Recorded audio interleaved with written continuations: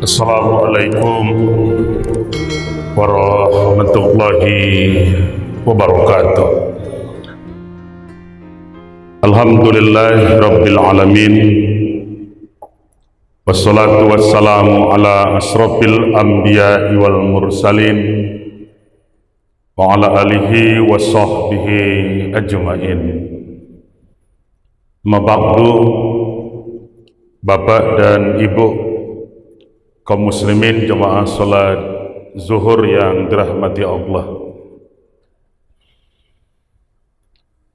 Di bulan Muharram kita pasti teringat momentum tahun baru Islam yang sekarang sudah masuk 1447 Hijriah.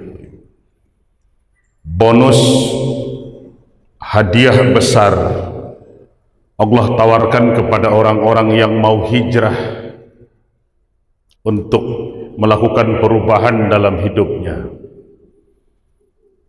Allazina amanu wa hajaru wa jahadu fi sabilillahi bi amwalihim wa anfusihim aqzamu darajatan indallah ulaika humul faizun. Orang-orang yang beriman, yang hijrah dan berjihad di jalan Allah dengan harta dan dirinya, aqzamu darajatan indallah, Allah akan angkat derajatnya, Allah akan muliakan kedudukannya, Allah akan tinggikan martabatnya, Allah tinggikan derajat dan maqamnya indallah, di sisi Allah. Ulaika humul faizun, mereka itulah orang-orang yang dipastikan termasuk orang-orang yang beruntung. Perjalanan yang panjang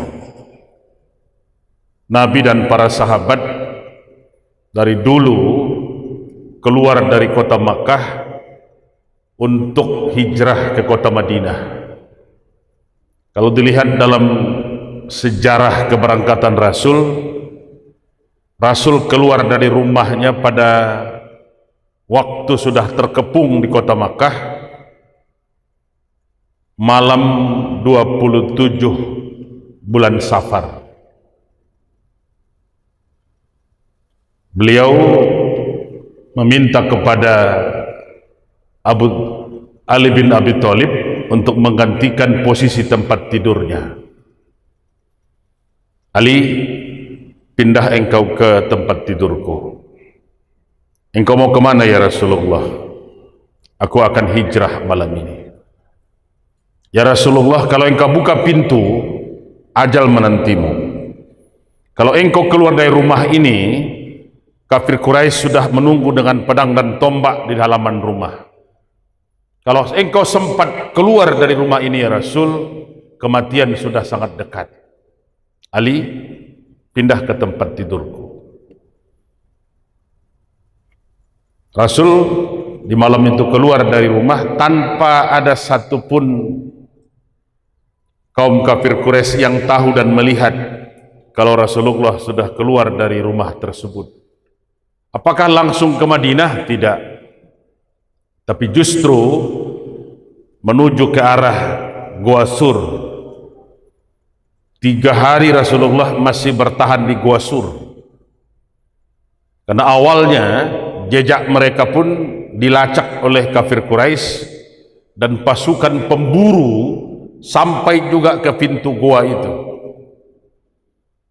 Bapak saudara yang sudah haji, yang sudah umroh atau sudah ziarah tahu itu posisi Gua Sur itu kan tidak dalam, panjang sampai luas ke bawah. Maka waktu itu Abu Bakar saja mendongak ke atas, lutut dan kaki kafir Quraisy terlihat dari posisi bawah.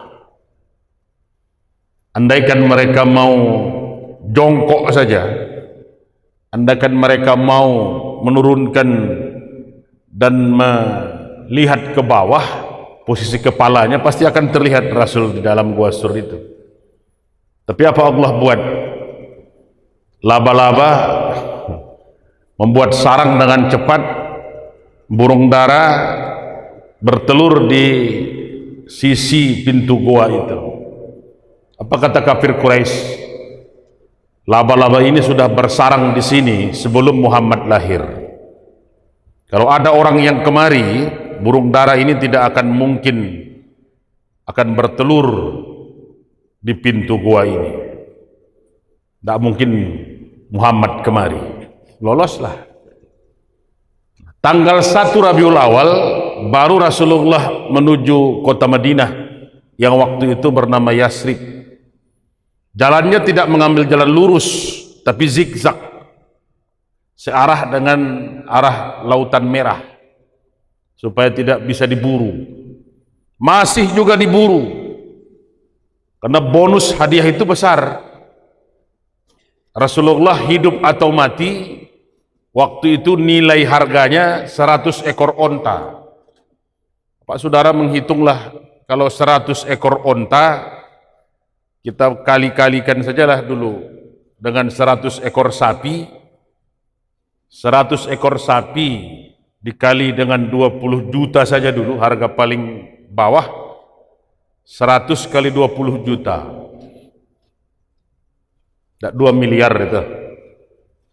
Hidup mati Muhammad waktu itu nilai jualnya sudah 2 miliar. Kalau dikalikan dengan 20 juta satu ekor onta, tapi harga onta kan bukan 20 juta. Suraqah masih mampu mengejar. Apa kata Rasulullah? Ya Rasul, di belakang ada yang mengikuti kita, ada yang akan membunuh kita. Tenang sajalah Abu Bakar. Ya Rasul, dia sudah makin mendekat, biarkan sajalah.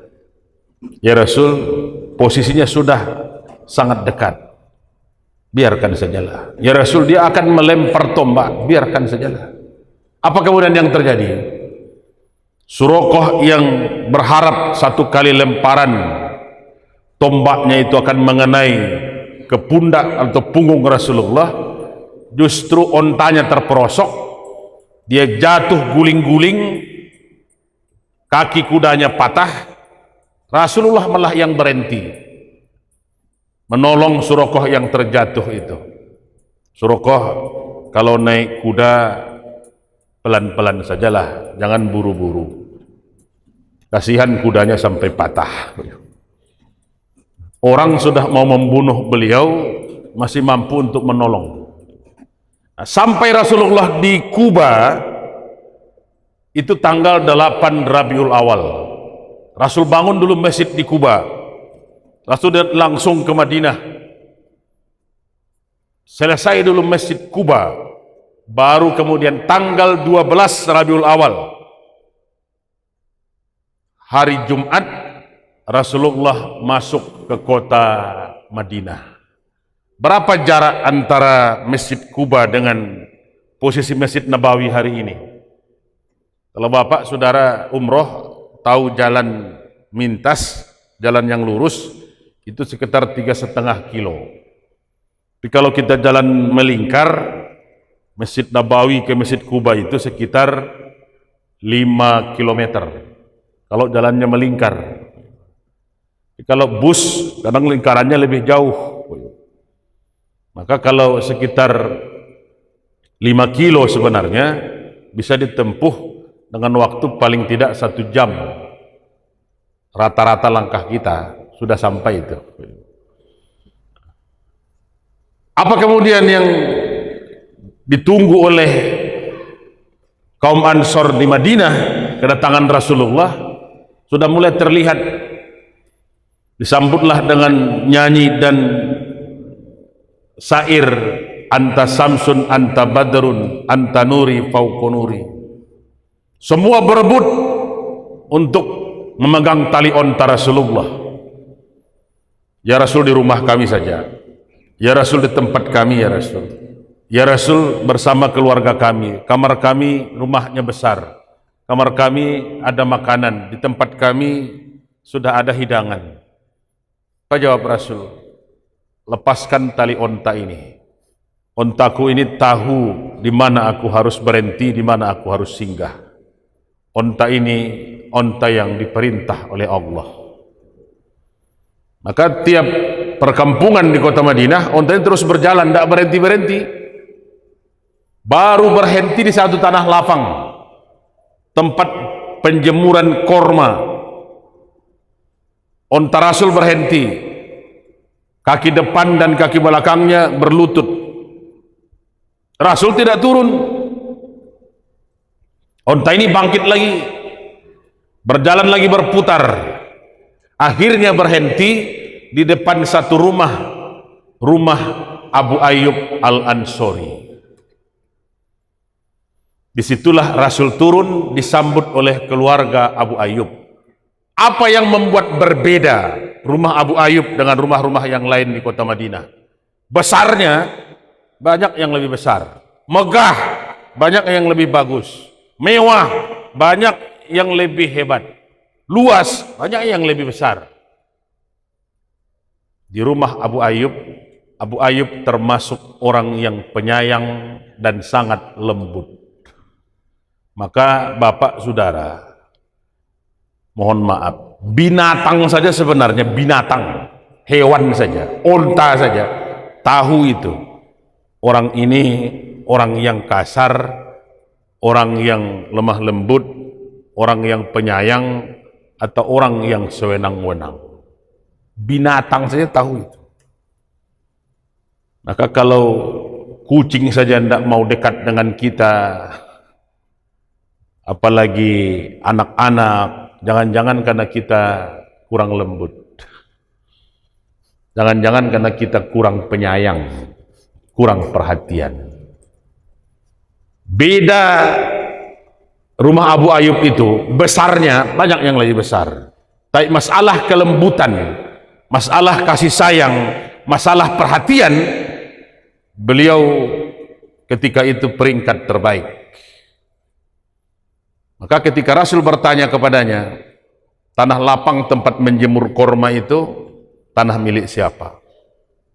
Ya Rasul, itu tanah milik anak yatim, Suhail dan Sahal.